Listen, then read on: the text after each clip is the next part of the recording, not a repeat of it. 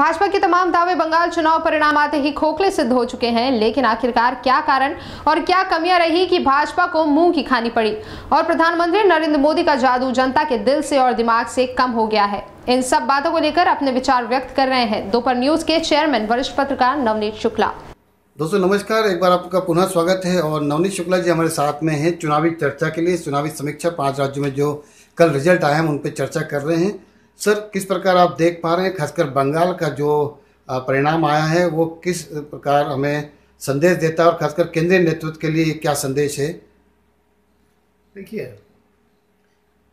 जो 5 राज्यों के परिणाम कल आए हैं जी, उन्होंने कई मिथक तोड़ दिए जी, और जो मिथक तोड़े हैं वो भाजपा के लिए बहुत भारी पड़ेंगे।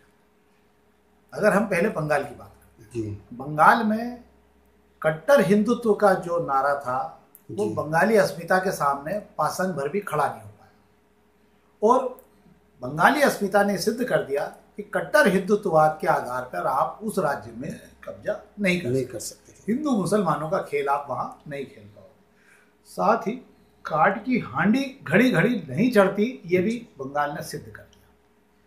दूसरी बात, एक और मिथक ये टूट गया कि नरेंद्र मोदी को हराया जाना असंभव है। सिद्ध हो गया कि 40 मंत्री है ना, भाजपा शासित 14 राज्यों के मुख्यमंत्री, संगठन के 5 से 7 हजार लोग, संघ के हजारों लोग मिलकर भी एक महिला को परास्त नहीं कर पाए। उसका मूल कारण ये है कि जो बंगाली अस्मिता थी और जो उनका सरल, मैं कहता हूँ जो सादगी, जिसे कहा जाए कि 3 साड़ी 2 जोड़ चप्पल, वही पुराने मकान में रही। दूसरी तरफ भाजपा के जो मंत्री वहां जा रहे थे, उनका चरित्र, उनका चेहरा, उनका लवाजमा बता रहा था कि वो कितने करोड़पति हो गए हैं। बिल्कुल बिल्कुल। लाखों रुपए के कपड़े पहनकर जब वो जाते थे वहां, तो उनका एक अलग ही लवाजमा दिखता था और सब हिंदुत्व की रोटी खाने का प्रयास कर रहे थे। दूसरी बात यह है कि भाजपा के लिए भी यह शुभ संकेत अब नहीं रहा है ना।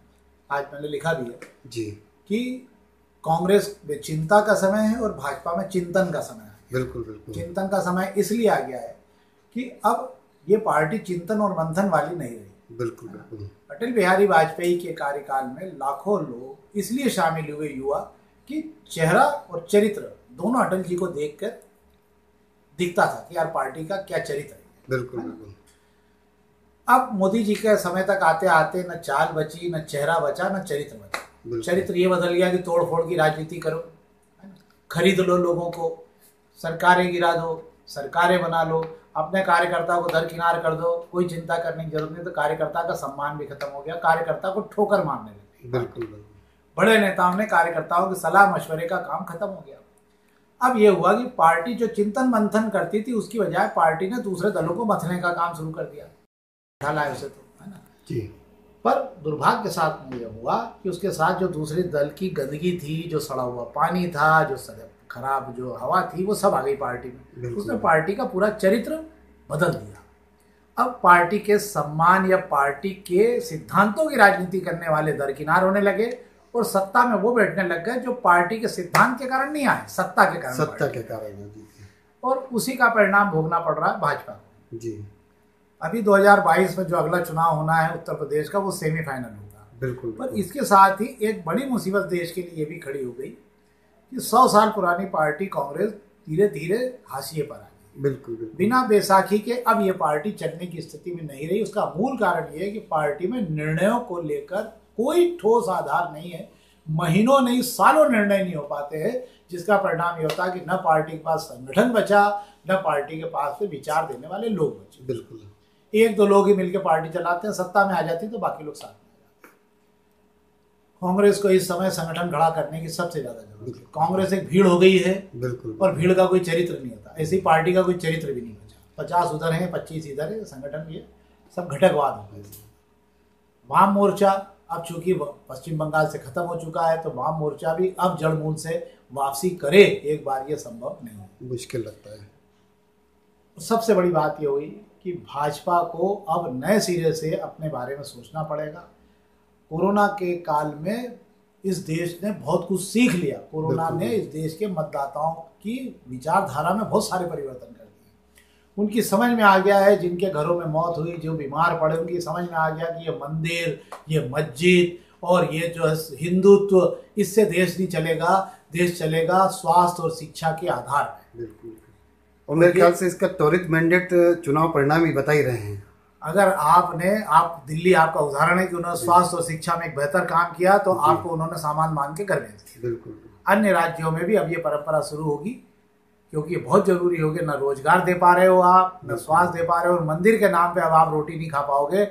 1000 करोड़ का मंदिर बनाने से अगर देश का भला होता हो तो बहुत ही अच्छी बात है। पर अब लोग ये समझ गए कि इस देश को स्वास्थ्य के क्षेत्र में बहुत आगे तक जाना पड़ेगा।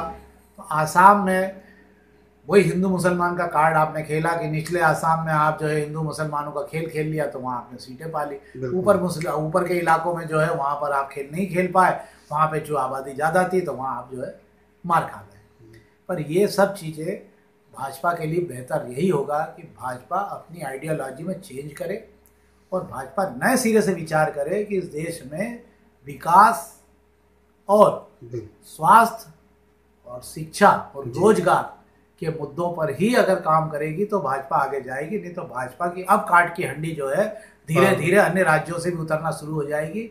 ये भाजपा के लिए चिंतन और चिंता दोनों समय है, और अगर नहीं किया तो भाजपा को इसके परिणाम आने वाले समय में भोगना पड़ेगा। सर, 2 राज्य है, तमिलनाडु और केरल है, जो कि साउथ की राजनीति के परिचायक, और शायद वहाँ तो भाजपा का और कांग्रेस का भी इतना प्रभाव नहीं है।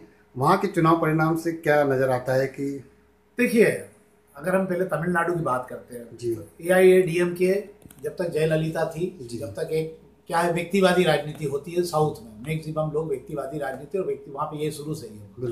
तो वहाँ ये जो सारी पार्टियां जो है ना, ये उन्हीं के भरोसे वहाँ पे राजनीति करती है, चाहे भाजपा हो या कांग्रेस हो। कांग्रेस का लंबे समय से DMK से साथ वो था अलायंस। अब चूंकि भाजपा का ADM के साथ जो अलायंस था वो इसलिए खत्म हो गया कि जयललिता जैसा ताकतवर चेहरा अब नहीं रहा। दूसरा, जयललिता की विरासत में कोई नया नेता भी तैयार नहीं किया जा सका जो अपने दम पे उस पार्टी को खड़ा करे। बिल्कुल सही।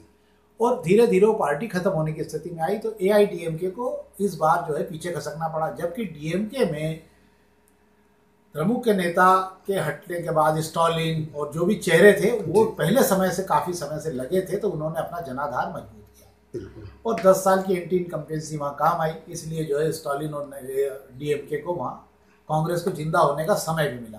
कांग्रेस की लंबे समय बाद में एक समर्थक पार्टी वापस आई, जिसका भविष्य में भी कांग्रेस को लाभ मिलेगा। अब हम तीसरी बात करते हैं, तो केरल में पहली बार ऐसा हुआ कि हर 5 साल में जो सत्ता चेंज होती, तो इस बार इसलिए नहीं हुई कि मुख्यमंत्री विजयन का कामकाज जो है वो इतना पूरे देश भर में सबसे मॉडल मुख्यमंत्री बने कि पिछले कोरोना काल में उन्होंने ये सबक सीख लिया कि सबसे ज़्यादा दिक्कत अस्पताल और पलंगों की हुई। उन्होंने तत्काल ऑक्सीजन वाली व्यवस्था में देश में पहला राज्य है जिसने मांग से ज़्यादा जो मांग थी ऑक्सीजन की उससे ज़्यादा उत्पादन शुरू कर दिया।